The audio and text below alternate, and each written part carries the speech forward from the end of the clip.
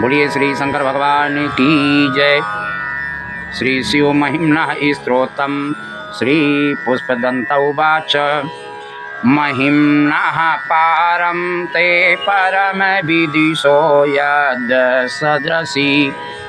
स्तुतिर्ब्रह्मादीनामपि तदवसन्नास्त्वयि गिरः अथा वाचः सर्वः स्वमतिपरिणामावधिगृह्णन् ममापि श्रोत्रे हरनिरपबाधः परिकरा अतीतः पन्थानं तव च महिमा वाङ्गमंसयोरता व्याव्रत्यायं चकितं मदेते श्रुतिरपि सकाशस्तोताभ्यः कतिविधगुणाः कस्विषया पदे त्वर्वाचीने पतति न मनः कस्न वचः मधुस्फीता वाचः परममृतं निर्मितवत् स्तव ब्रह्मन् किं वागपि सुरगुरोर्विस्मय पदम् मम त्वेतां वाणीं गुणकथन पुण्येन भवतः पुनामीत्यर्थे अस्मिन् पुरमथन बुद्धिर्व्यवसिता तवैश्वर्यं यत्तज्जगद्द्विरक्षा प्रलयकृत त्रयी वस्तु व्यस्तं त्रिषु सुगुणभिन्नासतनुषु अभाव्यानामस्मिन् वरदरमणीयां रणरमणीं विहन्तुं व्याक्रोशिं विदधत इहैके जडधियः किमिहा किङ्काय सा खलु किमुपाय त्रिभुवनं किमाधारो धाता सृजति किमुपादान इति च अतर्कशौर्ये त्वय्यनवसरदोस्तो हतधिया कुतर्कोऽयं काञ्चनमुखरयति मोहाय जगता अजन्मानो लोका किं वयवन्तो अपि जगतामाधिष्ठा तारं किं भवविधिर्नादृत् भवति अनीशो वा कुर्याद् भुवन जननी का परिकरो यतो मन्दास्त्वां प्रतव मरवर संसेरतैमे त्रयी सांख्यं योगः पशुमतिमतं वैष्णवमिति प्रभिन्ने प्रस्थाने परमिदमदः पथमिति च रुचीनां वैचित्रा द्रजुकुटिलनानापतजुषां नृणामेको गम्यस्त्वमसि पैसामर्णवैव महोक्षा खट्वाङ्गं परशुरजिनं भस्मफणिनः कपालं चेतीयतवरदतन्त्रोपकरणं सुरास्तां ताम्राद्धिं ददति च भवद्भूप्रणीहितां न हि स्वां तारामं विषयमृगतृष्णा भ्रमयति ध्रुवं कशित सर्वं सकलं परस्वध्रुवमिदं परो द्रव्याद्रव्ये जगति गदति व्यस्तविषयी समस्ते तस्मिन् पुरमथनतैर्विस्मितैव स्तुवञ्जिह्नेमि त्वां न खलु ननु द्रष्टा मुखरता तवैश्वर्यं यत्नादयदुपरि विरञ्चो हरिरधः परिच्छेत्तुं याता बनलमनलस्कन्धवपशु ततो भक्ति श्रद्धा भर गुरुगणदाभ्यां गिरिशि यत स्वयं तस्तेताभ्यां तव किमुनु वृत्तिर्न फलति अयत्नादापाद्य त्रिभुवनं वैरव्रतिकरं दशास्यो यद्बाहून् भ्रतरणकण्डूपरवसान् शिरः पद्मश्रेणीरचितचरणाम्भोरुहबलिः स्थिराया त्वद्भक्ते श्रीपुरहरः विस्फुजितमिदम् अमुष्य त्वसेवा समधिगतसारं भुजवनं बलात् कैलासे अपि त्वदधिवसतो विक्रमयतः अलाभ्यां पातालेयाप्यलसचलिताङ्गुष्ठशिरसि प्रतिष्ठा त्वय्यासीद ध्रुवमुपचितो मुह्यत् खला यद्रद्धिं सूत्राम्नो वरद परिमोचैरपसति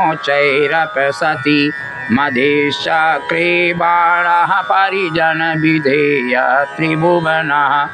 न ततीर्थं तस्मिन् वरिवसितरि त्वचरणयो न कस्याप्योन्नते भवति शिरसा त्वयि वनतिः अकांड ब्रह्मांड क्षय चकित देवासुरकृपा विधेयस्यासीद्य स्त्रीनयन विषम संग्रतवतः सकलमासः कंठे तव न कुरुते न श्रियमहो विकारोऽपि श्लाघ्यो भुवन भय भंग व्यसनिनः असिद्धार्था नैव क्वचिदपि सदेवासुरनरे निवर्तन्ते नित्यं जगति जहिनो यस्य विशिखः सापसन्निस त्वामितरसुरसाधारणं भूतस्मरः स्मर्तव्यात्मा नैव शिशुपात्यः परिभवः महीमाता घाताद् व्रजति सहसाशय पदं पदं विष्णोर्भ्राम्याद् भुज परिघरुण ग्रहगणं मुहुर्दौदौ संयात्य निबिभ्रत जटा ताडित तटा जगद्रक्षायै त्वं नटसि ननु वामैव विभूता वियत व्यापीतारागण गुणित फेनोद्गमरुचिः प्रवाहो वारां यः प्रसतलघो द्रष्टः शिरसि ते जगद्द्वीपाकारं जलधिबलयं तेन कृतिं तनेनैवोन्नेयं धृतमहिमदिव्यं तव वपुः रथा छोणीयन्ता सत धृतिरगेन्द्रो धनुरथो रथांगे चंद्रार्के रथ चरण पाणिः सर इति दिदिछोस्ते कोऽयं त्रिपुरतरणमाडम्बर विधिर विधेयै क्रीडन्तो न खलु परितन्त्रा प्रबुधियः हरिस्ते सहस्रं कमलबलिमाधाय पादयो रेयदे कोणे तस्मिन् निजमुदहरन्नेत्रकमलं गतो भक्त्युद्रेकः परिणतिमसौ चक्रवपुषा त्रयाणां रक्षायै त्रिपुरहर जागर्ति जगताम् क्रतो सुप्ते जाग्रत्वमसि फलयोगे क्रतुमतां क्वा कर्म प्रध्वस्तं फलति पुरुषाराधनमृति अतस्त्वां सम्प्रेक्ष्य क्रतुषु फलदान प्रतिभुवं श्रुतौ श्रद्धां बद्ध्वा दृढपरिकरः कर्मसु जनः क्रियादशो दक्ष क्रतुपतिरधीशस्तनुव्रता मृषीणामार्विज्यं शरणद सदा स्याः सुरगणः क्रतुभिरेखस्ततः क्रतुफलविधानाभ्यसनिनो ध्रुवं कर्तुः श्रद्धाविदुरं विभाचाराय हि मखः प्रजानाथं नाथ प्रसमभिकं स्वां दुहितरं गतं रोहितभूतां मृरमयि मृषु मृषस्य वपुषा धनुष्पाणिर्यातं दिवमपि सपास्त्राकृतममुं त्रिसन्तं तेद्यापि त्यजति न मृगव्याधरभसः स्वलम्बन्यासंसाधृत धनुषमहिनाय तृणवत पुरहलोत्सन्दोष्टा पुरमथन पुष्पायुधमपि यदि स्त्रीणं देवी यमनिरत देहार्थ घटना दवैति त्वामाध्वावद्भरतमुग्धा युवतयः अस्मसाने स्वक्रीडाय स्मरहर पिशाचः सहचरा इष्टिता भस्मालेपाय स्रगपि न करोति परकरा अमङ्गल्यं शीलं तव भवतु नामैवमखिलं तथापि स्मर्तॄणां वरद परमं मङ्गलमसि मनः प्रत्येके चित्ते सविधमबाधायात्मरुतः प्रहर्षद्रोमाणः प्रमदसलिलोत्सङ्गीतद्रसः यदा लोक्याह्लादं हृदयैव निमज्यामृतमयि तदन्त्यन्तस्तत्त्वं किमपि अमिनयस्तव किल भवान् त्वमर्कस्त्वं सोमस्त्वमसि पवनस्त्वं हुतवहस्त्वमपास्त्वं व्योम त्वमुधरणिरात्मा त्वमति च परिच्छिन्नामेवं त्वयि परिणता बिभ्रतु गिरं नाभिदस्तस्त्वं वयमिहितु यस्त्वं न भवसि त्रयीं तिस्रो भ्रतृस्त्रिभुवनमथो त्रीनपि सुरा नकाराद्दैरवर्णैस्त्रिभिरभिदधत तीर्णं ब्रकति तुरीयं ते धाम ध्वनिभिरवरं धानं मृणुभिः समस्तं व्यस्तं त्वं शरणदगृणात्योमिति पदम् भवः सर्वो रुद्रः पशुपतिरथोग्रः सह महास्तथा भीमेशानाविति यदभिधानाष्टकमिदम् अमुस्मिन् प्रत्येकं प्रविचरित देवश्रुतिरपि प्रियास्मै धाम्ने प्रविहितनम् आस्योऽस्मि भवते नमो नेदिष्ठाय प्रियतव तविष्ठाय च नमो नमः चोदिष्ठाय अस्मरहर महिष्ठाय च नमः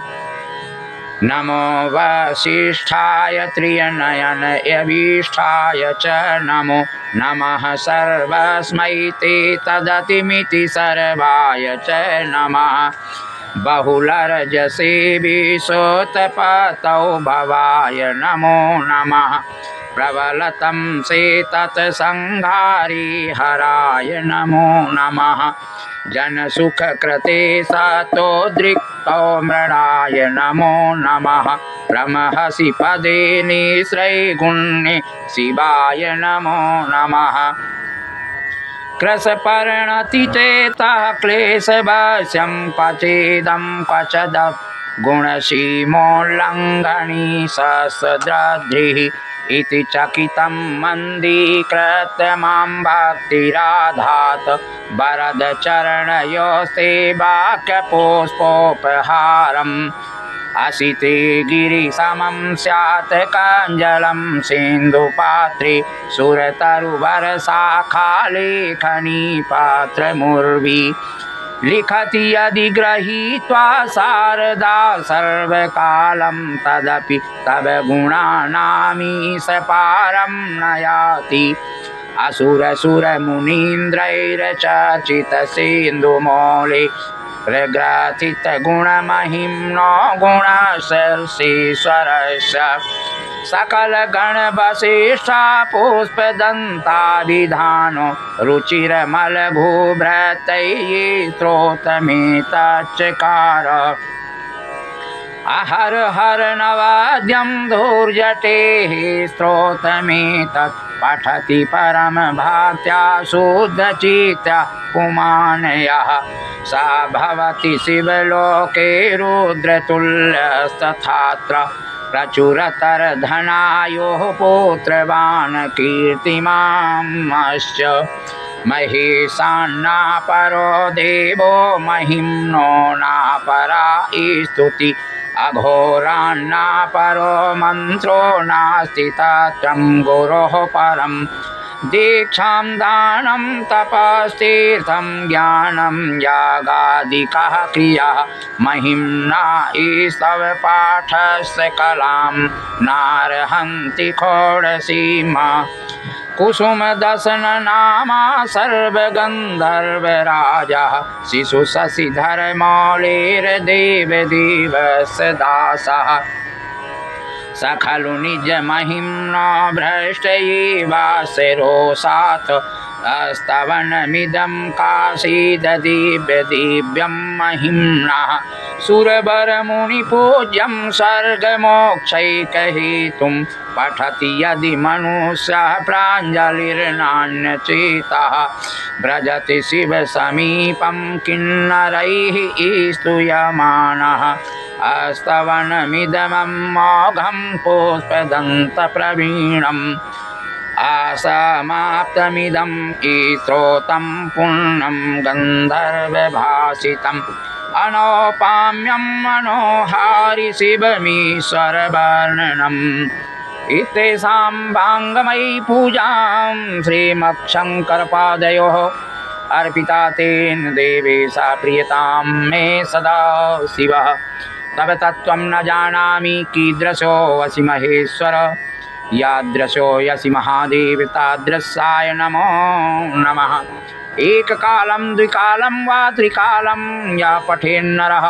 सर्वपापविनिर्मुक्तः शिवलोके महीयते